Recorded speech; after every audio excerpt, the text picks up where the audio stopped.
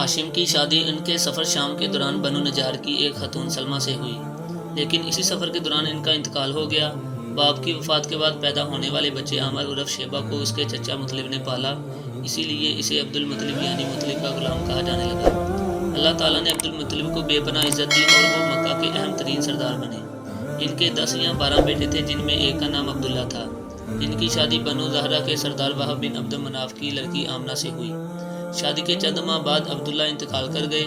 اس وقت حضرت آمنہ امید سے تھیں۔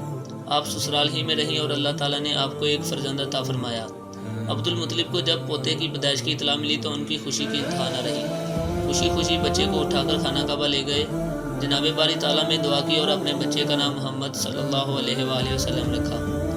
آپ کی والدہ محترمہ حضرت آمنہ کو پہلے ہی خواب میں اس بچے کی پیدائش کی بشارت مل چکی تھی اور فرشتے نے یہ بھی کہہ دیا تھا کہ اس بچے کا نام احمد رکھا جائے۔